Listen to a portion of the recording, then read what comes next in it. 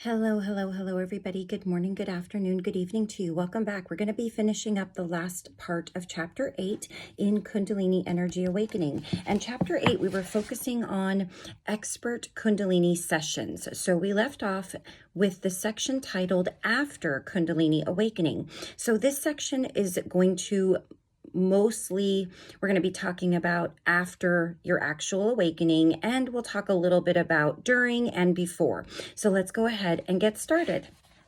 Upon awakening your Kundalini, accept and thank your body and be proud of what it has accomplished for you. Kundalini is slow to fall asleep and may not settle down completely for weeks or months after awakening. A lot of expansion happens subconsciously, and you may sometimes feel overwhelmed or depressed. It is normal to feel rattled. You may start crying or feel odd sensations in your stomach. Listen only to yourself, not to others.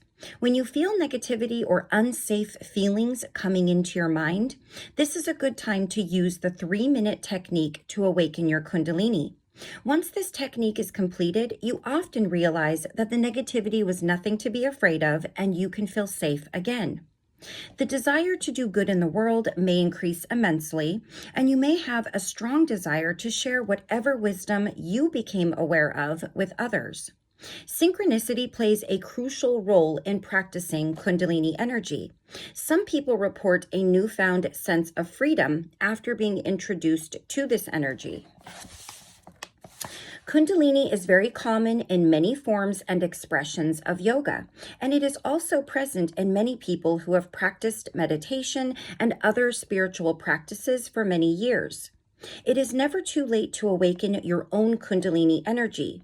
Children, the elderly, and people with severe mental limitations have experienced Kundalini energy during meditations or yoga. It is part of everyone's makeup, and you are no exception. However, suppose you are not ready spiritually or physically, and you force the Kundalini up before it provides the natural opening. In that case, you may repeatedly experience these events for years to come until you overcome your fears and conditioning. Be patient with yourself and do not rush this process. You are embarking on the journey of a lifetime, one that will change your life forever and bring you closer to discovering what you are truly capable of accomplishing. And so we're still speaking about after an awakening. So after you awaken the Kundalini, as you prepare to sleep, take a warm shower to stimulate your circulation and bring a refreshing glow to your skin. That night, listen to some beautiful music and visualize filling yourself with a crystal with white light energy, so you can use it as a healing tool in your sleep. Here are 2 other good exercises to help you sleep.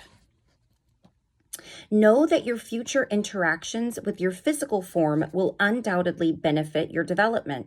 For 1 week before you attempt this exercise, commit not to engage in negative behaviors like drinking, smoking, etc. So 1 week before you start to really work on that Kundalini energy, nothing like that in your body. This allows the chakras to open more completely and absorb more energy. You must have a reason for wanting to access higher planes of consciousness. To determine how to proceed, compare your goals to your higher self.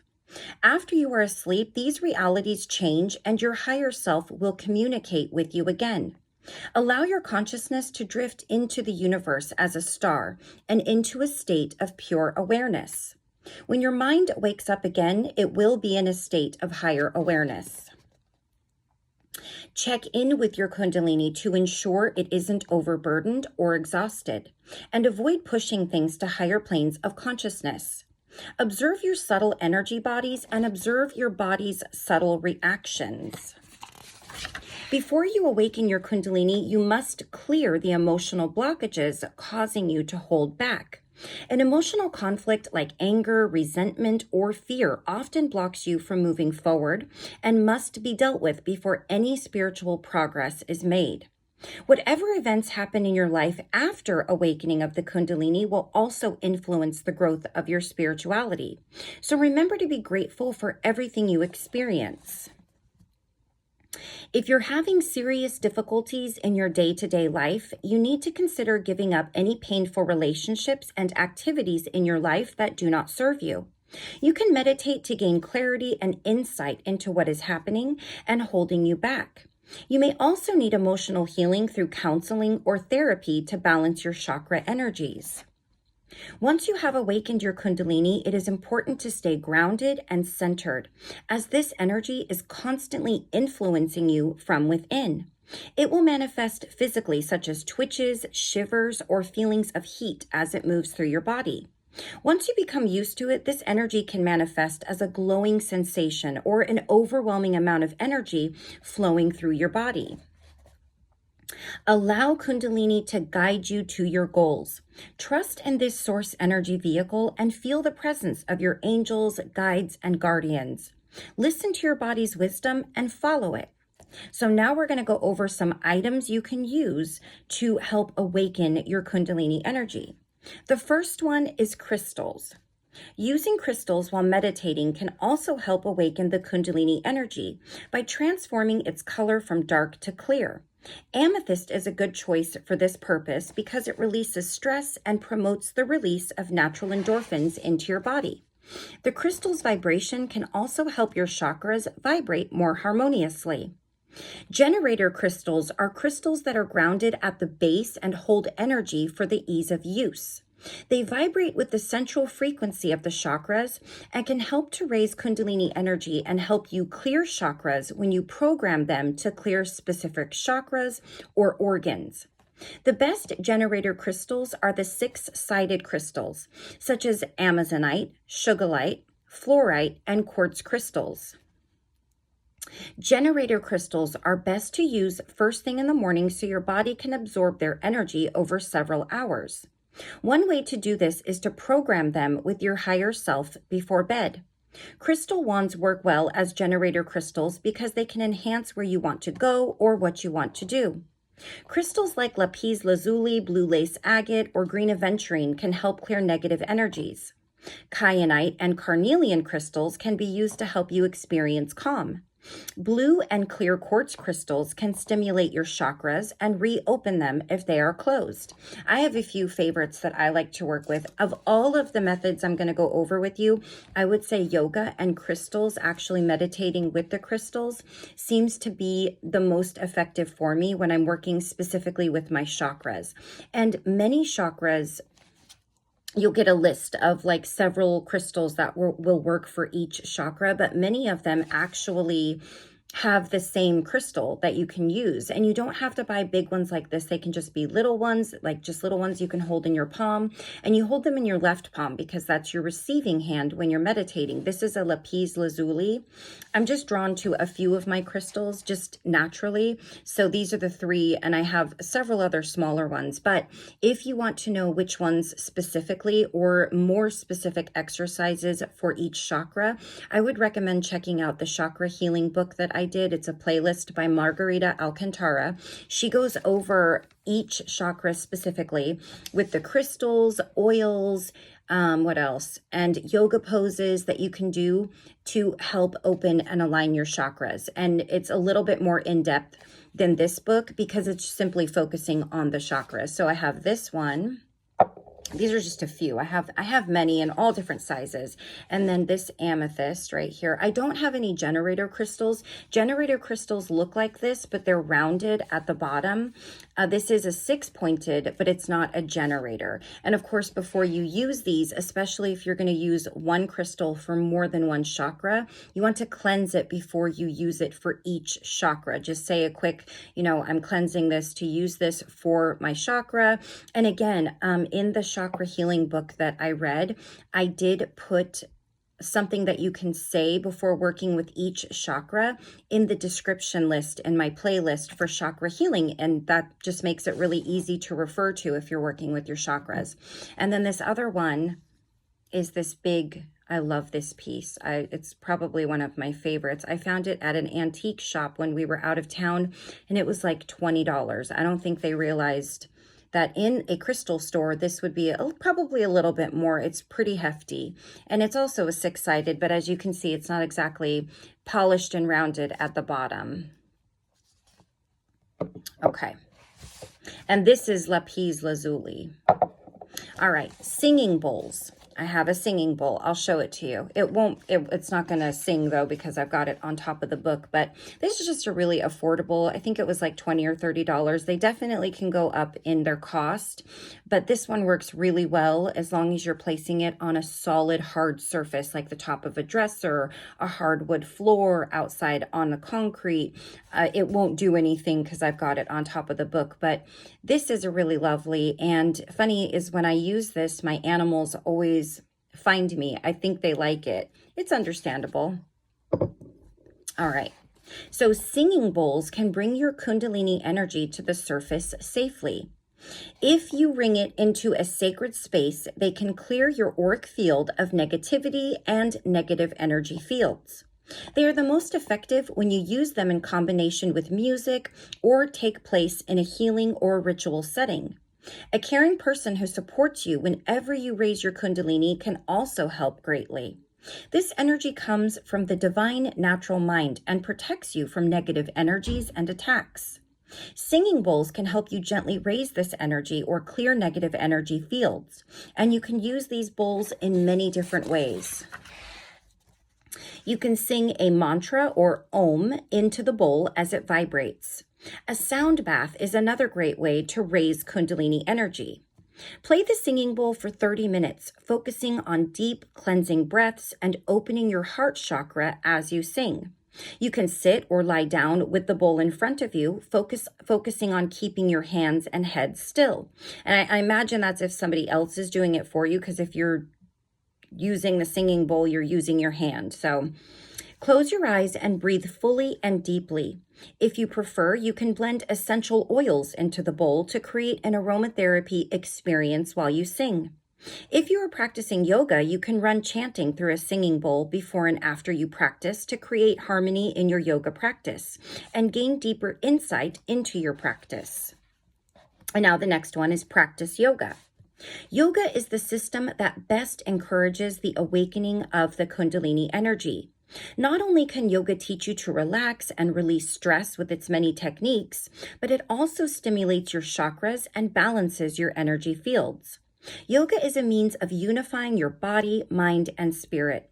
By practicing yoga regularly, you can learn how to connect with your chakras and the other subtle energy bodies within you that influence your physical experience. Kundalini energy is best awakened when you practice yoga daily for at least 3 months. Learning how to practice or to breathe while practicing yoga can help you learn to release the pent-up emotions and stress that are holding you back. This is why I really love doing somatic yoga in conjunction with like a chakra yoga or my Kundalini yoga, because it releases a stress hormone called cortisol that specifically women hold a lot of in their hips and their bellies. Men can do it too. It's just that women tend to hold more of their stress in that area, but it is a wonderful way. I do like a little 10-minute somatic routine. I like to follow Brett Larkin. Her videos are quick and they get your heart rate up, but they also focusing on being present in your body, and there's sound that goes along with it. And it's just a really soothing yet invigorating, quick little thing I can do for myself before I do my Kundalini yoga or a meditation, or before I do like a chakra yoga. And for chakra yoga, there is someone on YouTube. Her name is Bharti. She's a yoga teacher or an instructor on YouTube. She has a whole chakra segment.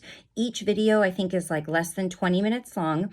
She starts at the root chakra. So one video you're going to focus on the root, and then you go down through all 7. And then the very last video you're going to do, I think it's a bit longer. It's over 30 minutes. It's going to be like putting all of it together. But it's a really nice little 8-day thing that you can do as many times as you need to, or as many times in a row for each one as you need to sort of align and get your chakra energy moving and flowing. So she's another great one.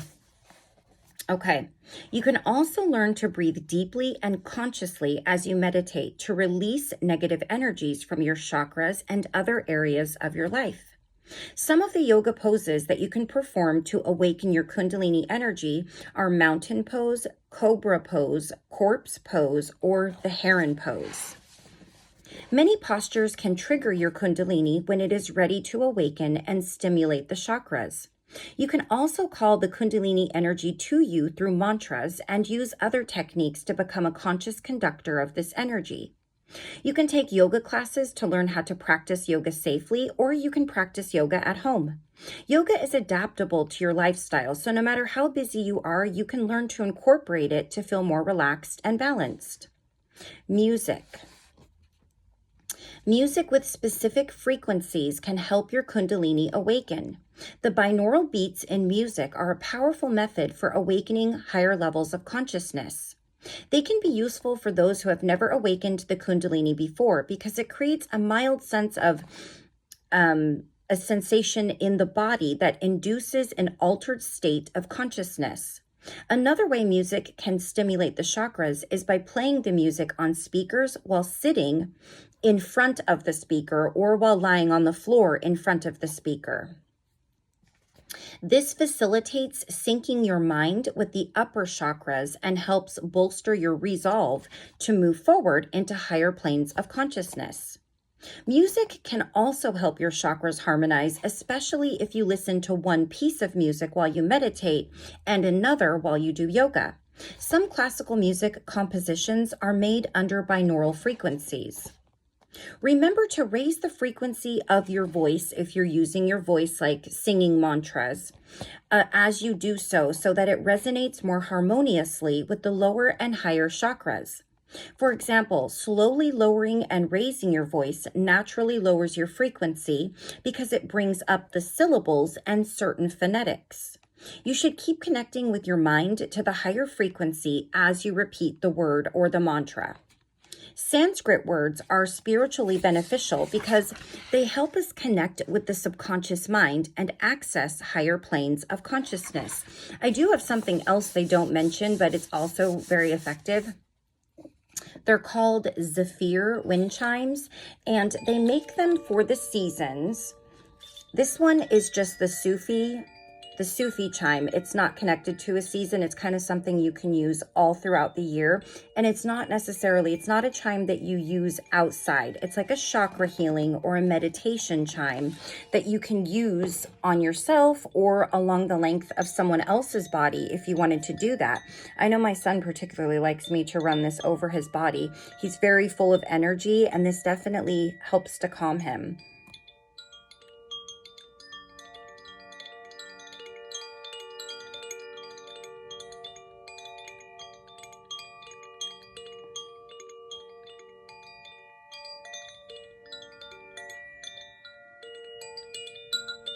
Isn't that pretty? It's a really simple mechanism, but it makes such a pretty sound. Really, it does. I got this I think I got it for Christmas one year. They're not cheap. This one I think was about $60, but you can find bamboo chakra chimes online for cheaper than that. This was it was a gift, and I love it and I use it, so it was worth it for me. All right, so let's go over to our last symbol or modality of, something you can use to help assist. And this actually is surprising me because they're talking about something called a totem. If you're familiar with a totem pole, I'm Native American, so I am very familiar with the meaning of a totem pole and what they are, but most of us have seen them somewhere. All right, so if you want to access higher levels of consciousness, make sure you have a way to return to your original plane of consciousness. Bring something to remind you which world is real. A totem can help center you as you become overwhelmed by your Kundalini energy, reminding you of your origin and purpose. Because totems help you stay grounded and centered, it's generally a good idea to use a symbol that invokes a sense of love and connection. Some indigenous cultures believe the spiritual world is linked to the natural world. This is why animals are often used to represent gods or spirits. Invoking animal totems to get you to higher planes can introduce powerful forces into your life. Don't be surprised when a totem appears to you, even if you don't have a close connection to animals or the natural world. They may have been sent to you to help you understand a facet of yourself. An animal totem can help you understand your spiritual evolution. Certain animals can help you awaken your full potential to fulfill your destiny or spiritual calling. Once you awaken the Kundalini, it gives you access to spiritual mechanisms that help you manifest your dreams and goals. Still, don't let it control you. I don't know much about working with the totem for this specific purpose for Kundalini. I just know it in the Native American sense. And from what I understand, it's more the shamans and people that are much more experienced that work with totems, and we're going to find out why. And this is something that, it's just kind of more well-known, I guess, to Native Americans because it's been in their practice to use them for centuries. Animals most commonly signify the Kundalini represented love and divinity, such as owls, cats, eagles, snakes, dolphins, and wolves. Some animals are more connected to spiritual powers, such as soul groups, and can represent entirely different spiritual entities. The animal that is attracted to you depends on your spiritual quest and your spiritual development. These animals can evoke numerous spiritual entities, so keep your connection to the animal strong and you won't be harmed as you evolve. It is important to note that many of these animals have a dark side, and the animal's power increases with the darkness within you. So take that and keep that in mind. If you know you have a lot of darkness within you, if you've not done a lot of shadow work, if you hold on to a lot of trauma or anger, I would not use this method. I just wouldn't personally, but you would probably want to figure out what works best for you. The Kundalini energy can be overwhelming initially, but that means you are close to succeeding on your spiritual path. Don't rush yourself. Instead, let yourself experience all of the good this energy can bring in your life. Once you overcome the initial resistance and awaken the Kundalini energy, you will feel like you have a new lease on life. This personal calling inspires you and helps you evolve as a person. You will no longer need to run from life or hide from it. That's very true. All right. So that is chapter 8 in its completion. Our last chapter is a projection of psychic gifts. It is a bit longer, so I probably will need to break this one up into two videos. I thought I was only going to have to do that with 2 of these chapters, but that's okay. Some of it is, it's a lot of sections and they're not very long. So we'll see where we're at about halfway through, and I'll go from there. And we may just do one longer video just to wrap it up and, put all the information into one. But for now, we're going to stop right there. All right. Well, thank you so very much for joining me. I love each and every one of you. I'm sending all of my light to you and good blessings, and just stay grateful, stay in gratitude, stay in a place of love, and just listen to your body, listen to your mind. If you're thinking about endeavoring on this journey, it is a beautiful one when you're ready for it. And as I've said, there's nothing wrong with not being ready for it. There's nothing better about a person who is ready for it. We are all in different grades and in different spaces in our journey, and that time will eventually come for each and every person who has the desire for it. So, all right, well, I'll see you guys again next time, and until then, please take care of yourself, please take care of those around you, and I'll see you all again soon for our last chapter. Bye-bye.